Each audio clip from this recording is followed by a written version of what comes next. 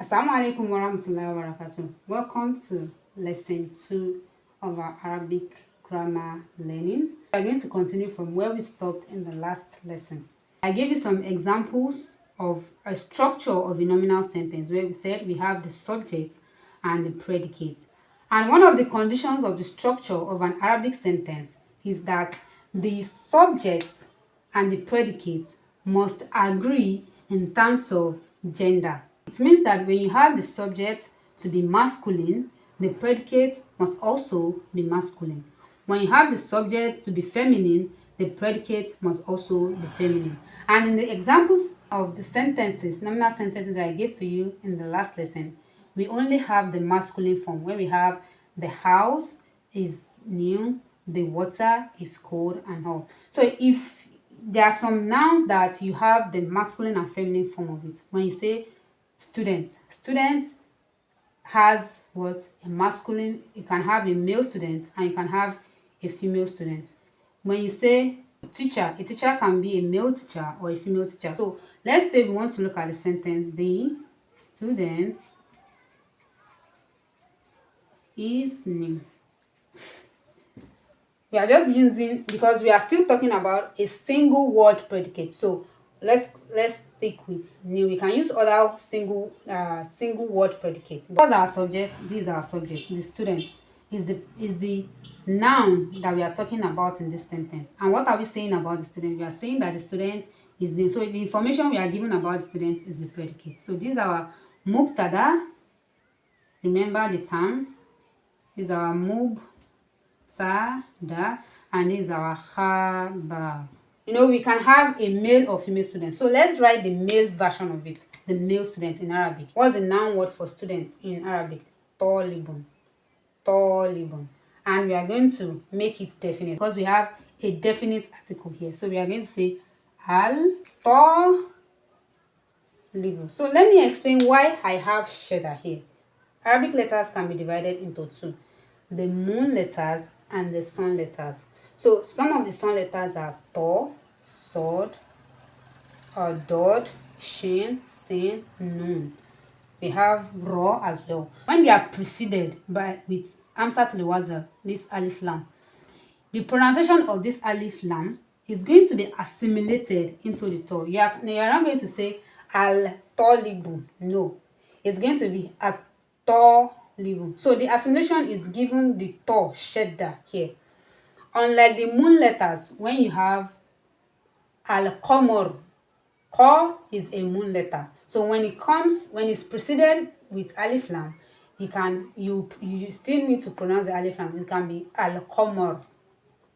But shin is also a sun letter, so it will be ashams. So it's not going to be al-shams. No, it's going to be ashams. At-talibu.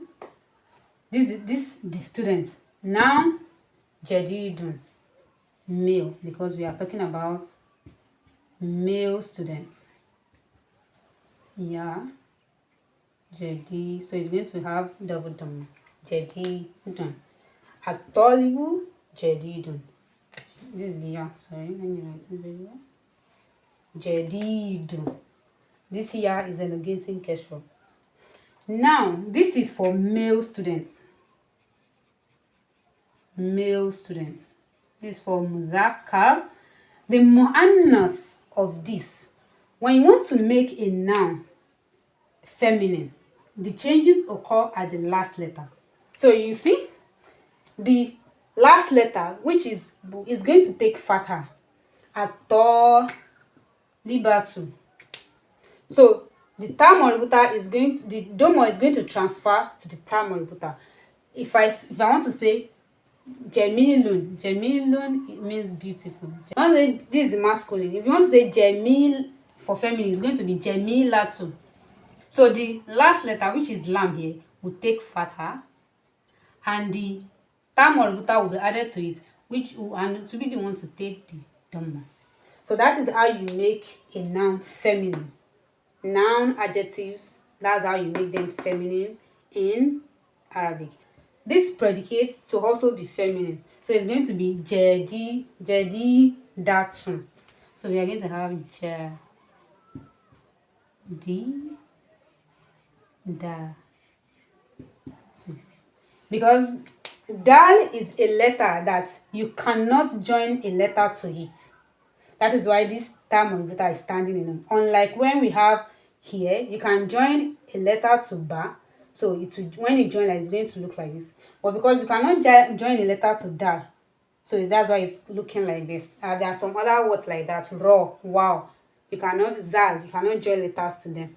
So this is jedidatu. So Jim. So the female student is new. So this is the female student.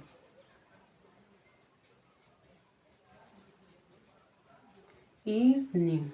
Here the male student is new. So when you are writing you are constructing your nominal sentence, you must know that the subject and the predicate must agree in gender. Their gender must agree. So when you have masculine subject, your predicate must be masculine. When you have feminine subject, the predicate, if it is one word, must be, if it is one word, remember, one word, predicate must be feminine or masculine as well, as the case may be. So that's the first thing you're going to learn today. We have said that the predicate has how many forms? 5. And we looked at one in the last lesson, a single word predicate. The single word could be noun or adjective. The second form of predicate that I'm going to introduce to you is what we call shibu jumila. That's phrase. Predicate can be a phrase. That means, and you know, a phrase is a group of words that does not make a complete meaning, unlike sentence. So it is looking like a sentence, but it's not sentence. That's why it's shibhu jumila. We can have this phrase to come in two forms. We can have a prepositional phrase,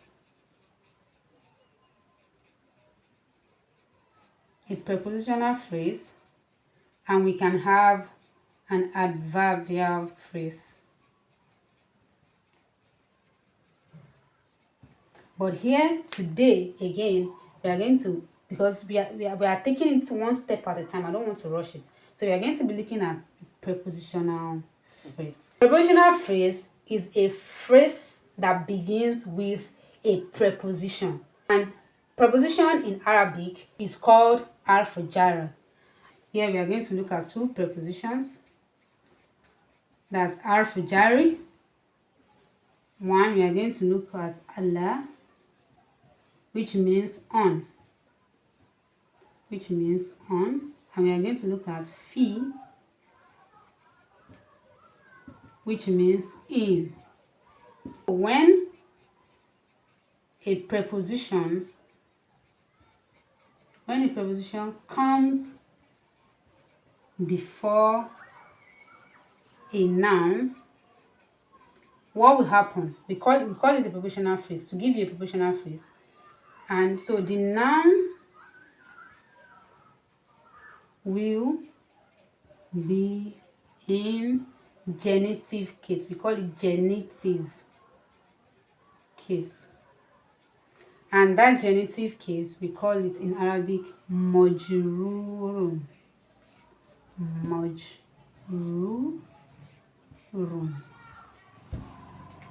Genitive case means that the noun is going to end with kasro, not dhamma. The noun is going to end with kasro. We are talking about the forms of predicate. Our subject is still remain the same. Let's look at the sentence. If I say the book is in the house, the book is in the house. Now this sentence, we have the subject, the book, which is the subject, mubtada, we call it mubtada, remember? And we have the predicate. Now the predicate is not one word here.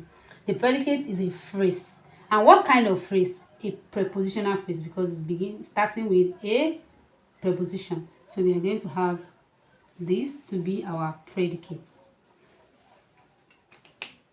Shibu jumila, this is a phrase. What kind of phrase? Jarun wa majrurun, a prepositional phrase. We call a prepositional phrase jarun majrurun. So in Arabic, how do we write the kind of sentence? The book, subject, al kitabu. Al Al-kitabu. The book.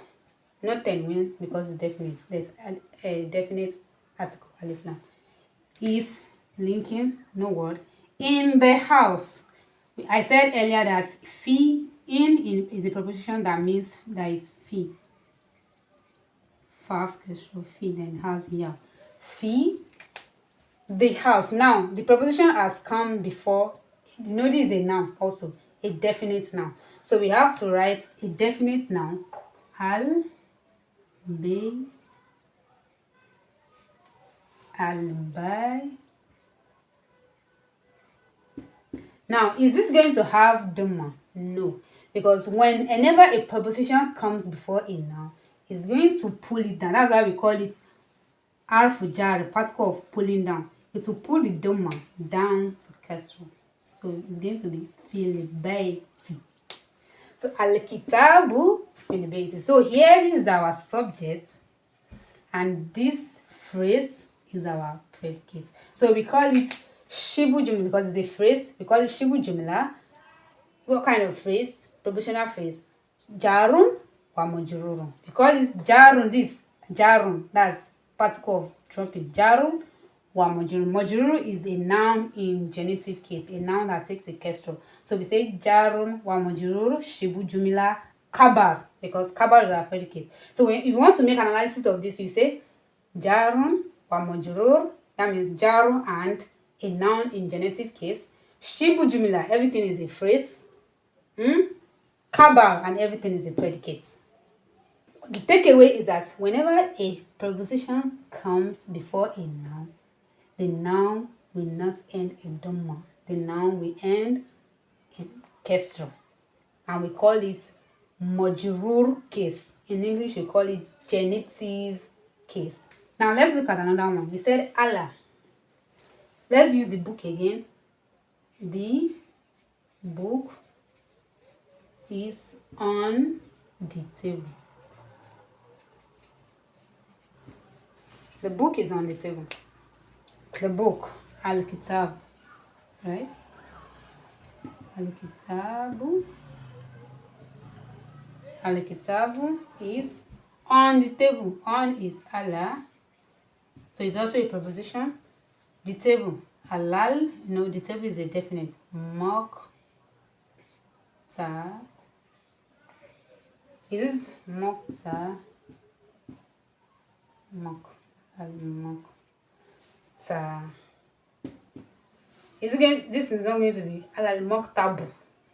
Because of this, it's going to be al-moktabi. So we said we have 5 forms of predicates. We have treated the first one, which is a single word predicate. You know, we are not talking about forms of subject. Subject remains the subject and is always marfu'un and most of the time definite. So that stays. But the predicate can come in 5 forms. We have talked about the single noun predicate, which is always marfu'un and most of the time indefinite. And the second form is that a predicate can be a phrase, shibu jumla. And what kind of shibu jumla are we looking at? The prepositional phrase. That is jarun wa majrur. A prepositional phrase is a word, is a preposition and noun. It's a phrase that begins with a preposition. So when a noun comes after a preposition, the noun is not going to be marfu again. It's going to be majrur. It's going to take a kesra. So a noun that takes a kesra is called a noun in majrur case. I hope that is clear. This is the assignment for this lesson. I'm going to write incorrect sentences. So your job is to make it the correct form. So when you see any wrong construction here, your role is to make a correction of it. That is the assignment for this lesson, and I'm going to see you in my next lesson. Assalamu alaikum wa rahmatullahi wa barakatuh. Thank you for watching. Bye.